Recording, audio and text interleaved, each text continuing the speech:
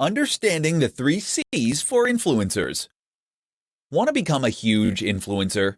To earn money just by posting pictures wearing free clothes? To have the power to command the opinions of a great audience? To open up incredible opportunities you hadn't even dared dream of? It's all possible, and in fact, it's very simple, once you know how. One easy way to remember just how simple this is to grasp the concept of the 3 C's, and that's precisely what we'll be discussing in this presentation. Here they are. Content. If you want to build a following and become an influencer, then the number one thing you need to focus on is content. That means you need to create amazing blog posts, videos, podcasts, Instagram images, or whatever else. The point is that this is what people are going to follow you for. If you don't have great content, then you'll find that people don't come back. How do you define great content? Simple. It must provide value to the viewer. This can be value in the form of entertainment, information, or motivation. But whatever the case, it must offer value. The next C for influencers to learn is community. Of course, this is referring to the community that you build around your brand and the people who follow your content. Creating a thriving community is one of the most powerful things you can do as an influencer. Not only does this give you the chance to speak directly with your followers, but it also gives them more reason to keep checking back and to stay engaged with your brand. They've made friends, and they're taking part in discussions. Communities are also what make a brand feel more like a movement, rather than just a cynical business. Our final C is connection. This, of course, means connecting with other influencers and gaining the kind of prestige and influence that comes from that. Once you enter any new niche, you will find there is an established community of top creators, people who reside over that niche and who provide most of the content. If you can ingratiate yourself with that crowd, then you will not only gain free exposure, but you'll also gain the endorsement of people who your audience already trust. And this can make a huge difference to your overall status and impact. Time to introduce yourself. Which social media platforms should you build your influence on?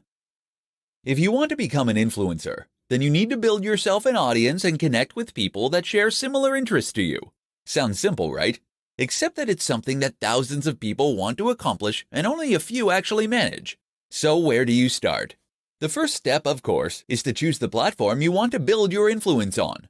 Are you going to be the next big Instagram celebrity? Or do you want to become a YouTuber? These are both examples of places you can build influence, but they are extremely different in the way that they work. Let's start out by taking a look at the options, and then define how to best choose from those. Here are the best options for influencers.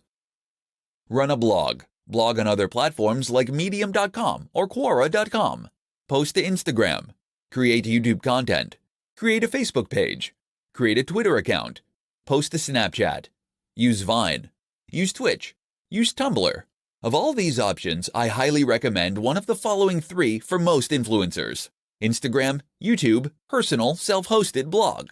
While you can build social influence on any of the platforms mentioned, those 3 will lend themselves best to the process. That's because they allow you to post in a more personal manner, using your own name, and in a way that is highly discoverable for strangers. If you try to create an influence with a Facebook page, for example, then people won't know to find you unless they actively look or see your post shared by a friend. Twitter is also great for letting people to get to know you in this manner, but it doesn't allow you to post large amounts of content, limiting your influence. Don't get it mistaken. You should be on all these platforms ideally, and they all have benefits, but you should also focus on one main one, and that should be one of those 3. Which one of the 3 should you pick? Well, that comes down to a few factors.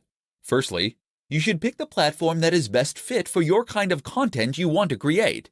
Great at photography? Then Instagram is a good pick. Prefer writing? Go for a blog.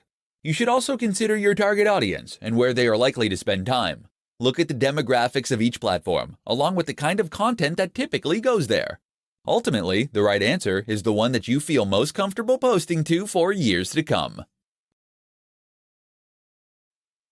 How to work with the top influencers in your niche. One of the very best ways to get yourself to the top of the heap as an influencer is to volunteer to work with other big influencers. Most niches have an established hierarchy of top creators. If you can be accepted by these names, then you'll find it leads to huge exposure for you early on, as well as key endorsements from people who matter in that circle. The only problem? As a small creator, messaging a massive YouTuber or Instagram star will normally result in no response. How do you get them to answer and, better yet, to work with you? Here's what you need to know. Start small.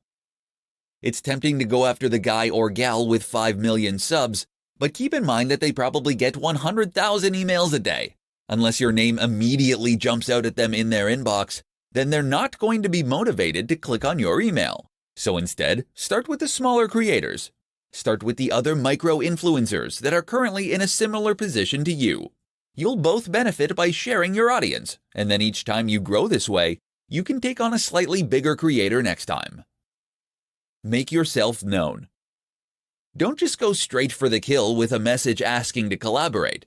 Instead, spend some time posting comments on their videos, liking their Instagram posts, and contributing to the discussion on their Facebook page. They'll see this, and you'll become known to them, such that when you email, they'll be far more likely to look. Message more than once. It's very important not to pester a big creator, as you can very quickly get blocked and ruin your reputation before you even get started. But just because they didn't answer you right away, that doesn't mean you shouldn't try again. Wait a while, then politely ask if they got your last message. Remember, these guys are very busy and get a lot of messages. They might have fully intended to message you back but became snowed under. Give them another chance. Network in person.